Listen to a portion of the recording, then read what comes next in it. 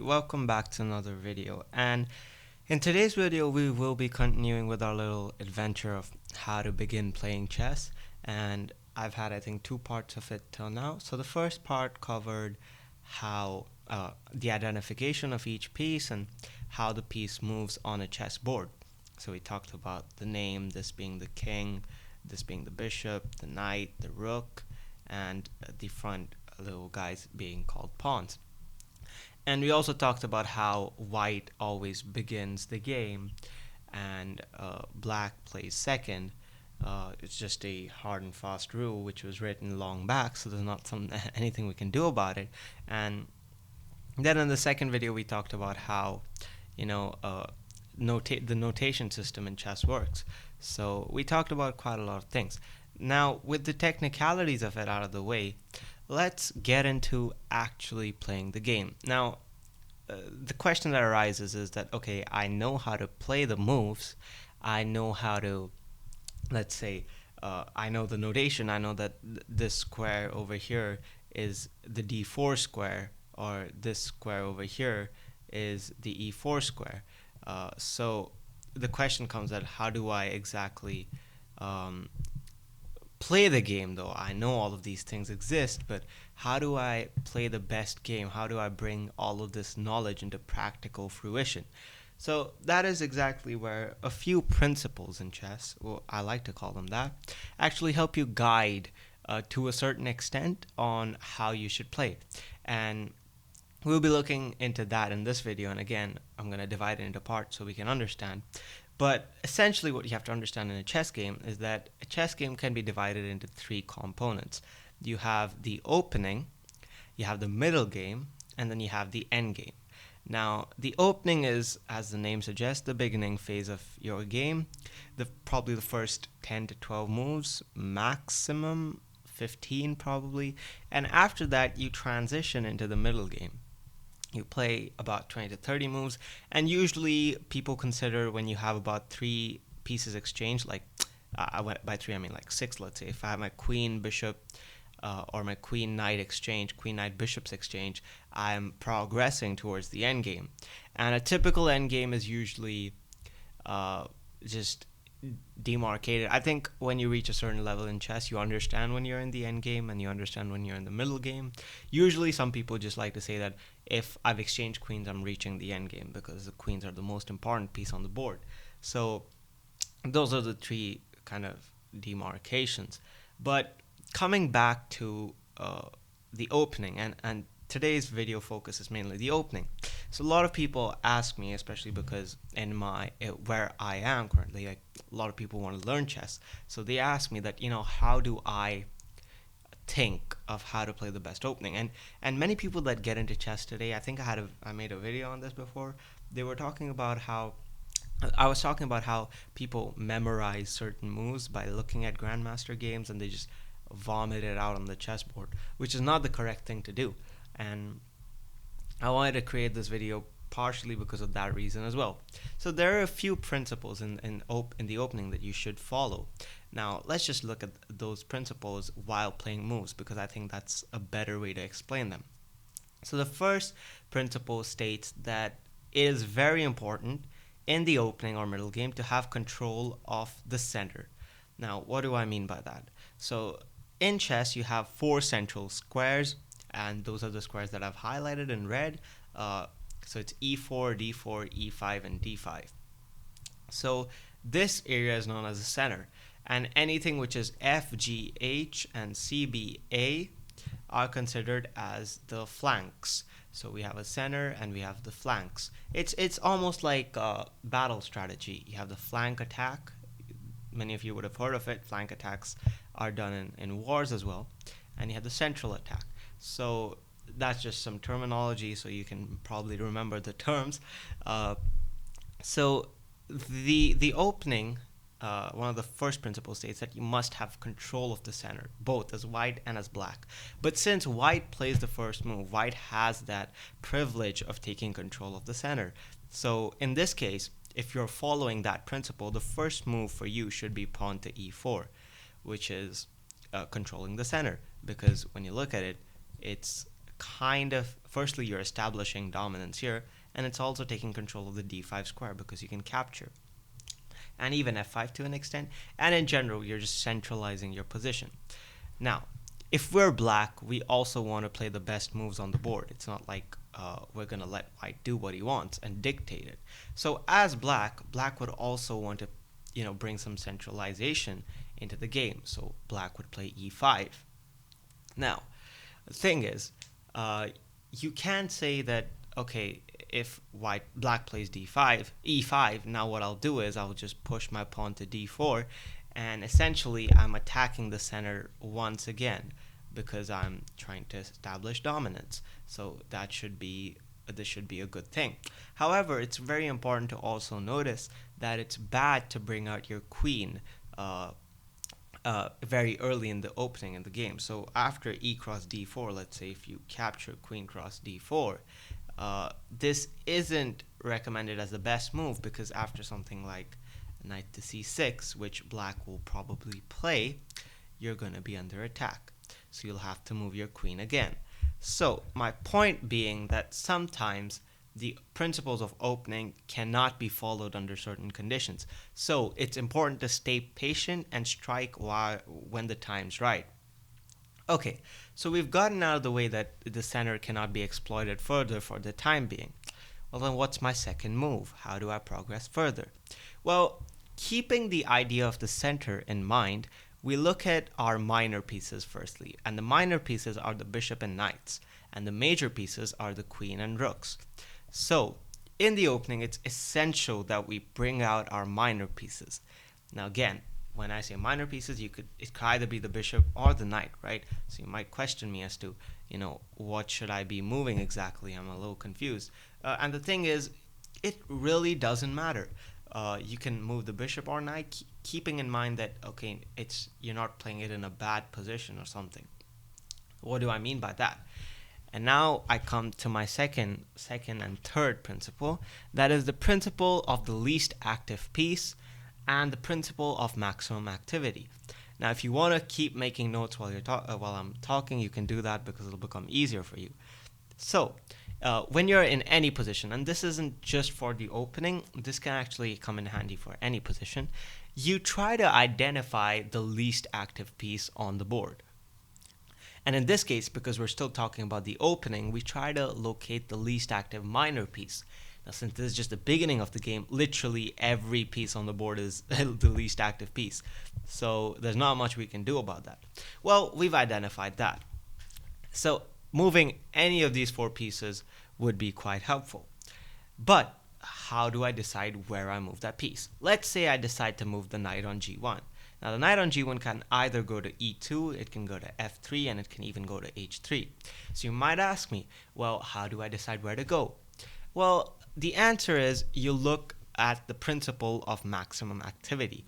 Which square makes the knight the most active it can be? Now, well, you might ask me, well, how do I identify that? Well, simply, you can identify if something's active or not by evaluating about 2 to 3 things. The first being, how close is it to the center? Now, see, again, the central aspect of it comes in. Is knight h3 closer to the center, or is knight f3 closer to the center? Well, the obvious answer would be knight to f3 is close to the center. So we can kind of eliminate knight to h3 in this case. Now, keep in mind that these suggestions and this advice that I'm giving might not hold true in all cases. In some cases, you might have to go knight h3 to protect your piece or to attack, which is perfectly fine. But I'm just talking about the general convention of pieces. Okay, so we've eliminated knight to h3. Now we have between knight to f3 and knight to e2. And honestly, the more progressive you are with your pieces, the better it is. So while knight to e2 is not a bad move, by playing knight to e2, you're kind of blocking this bishop. And you see the bishop moves in a diagonal, and the bishop cannot jump over other pieces. So if I go knight to e2, I'm hindering my bishop's activity, which is bad. So I shouldn't technically move knight to e2. Rather, I should play knight to f3, which is the perfectly correct choice in this situation. So I find knight to f3 being the best move. Now, over time, initially it might take you some time to identify this, and that's why it's perfectly fine to play slow games and you don't have to play bullet or blitz because it takes time to develop the skill.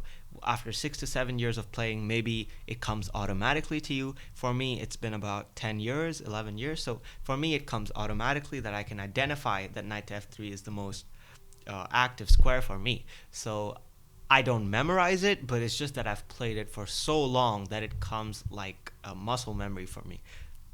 That's how I identify it. So let's say I play knight to f3. One more thing that I want to talk about is the fact that it attacks the e5 square. So again, although you're not directly moving any piece to the center, you are kind of moving your knight to f3, which is attacking the center.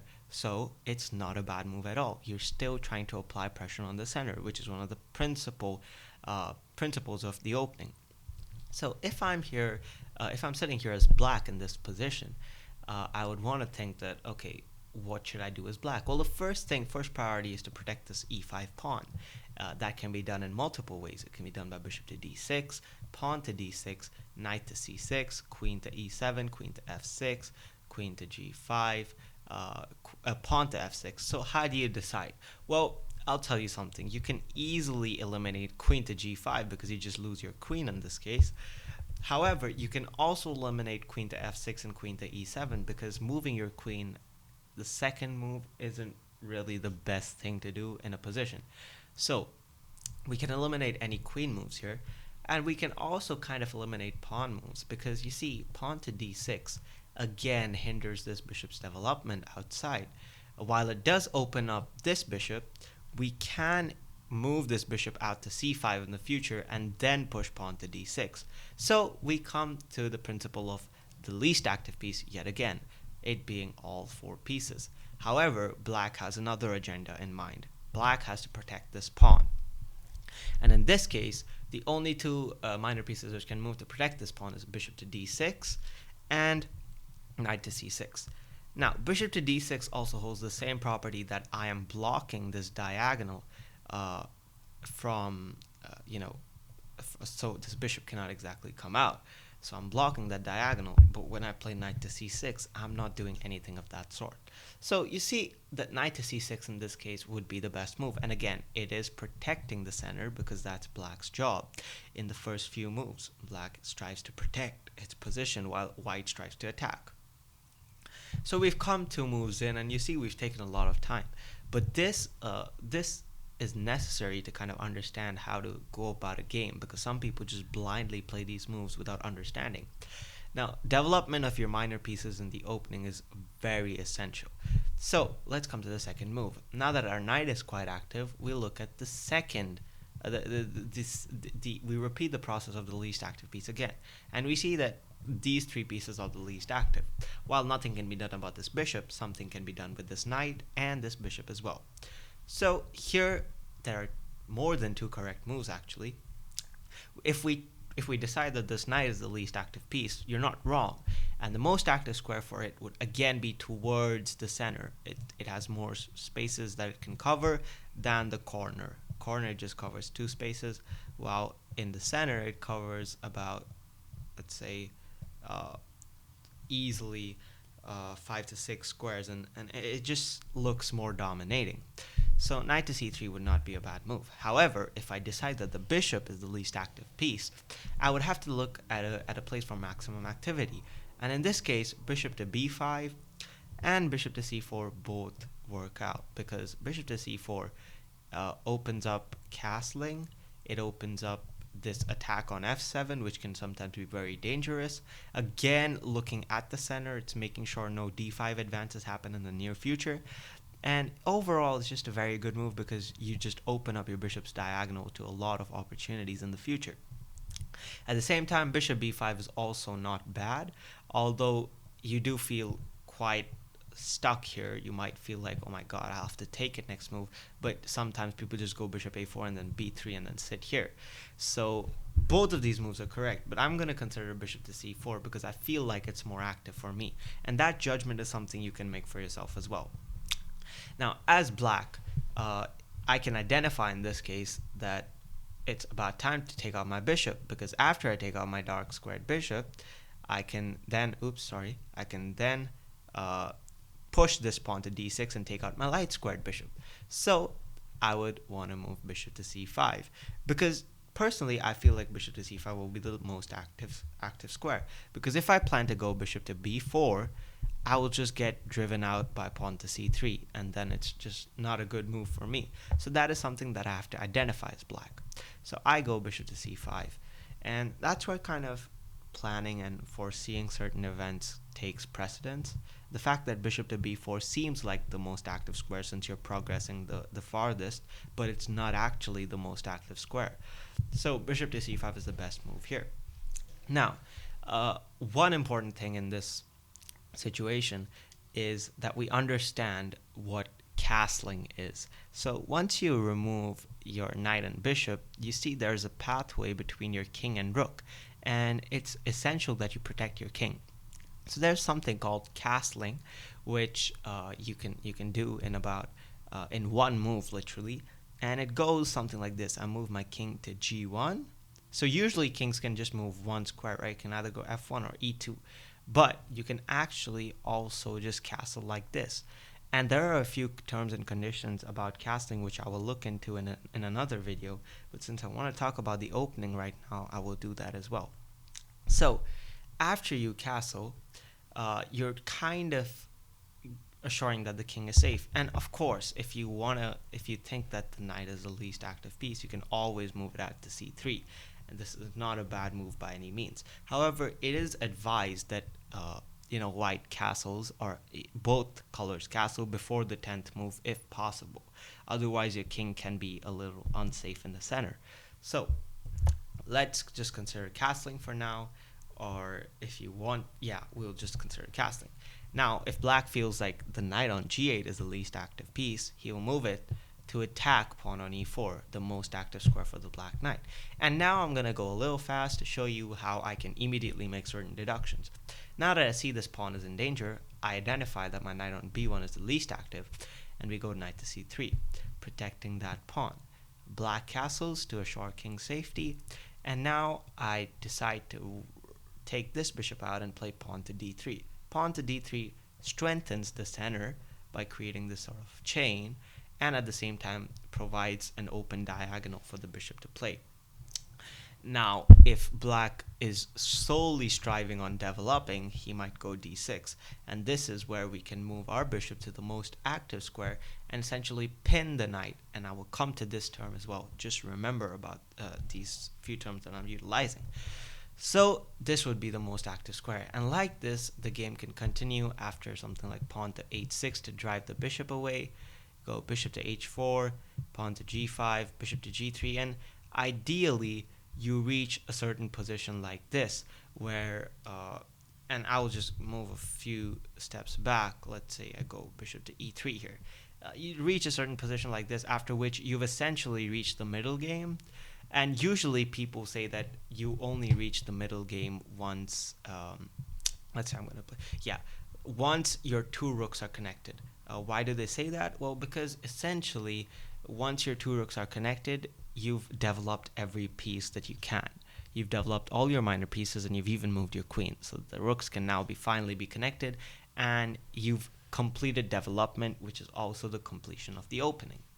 So let's just look at a little summary. So the first principle we start off with is the principle of attacking and controlling the center, which makes sure that these four squares are under your control. Once we do that, we look at the principle of the least active piece. Once we identify the least active piece, we look at the place where it has the maximum activity. Once we've done that, we move that piece to that position. And once we've essentially developed all our pieces and castled, which is a very important thing to ensure the king's safety, we can look to strengthen our center.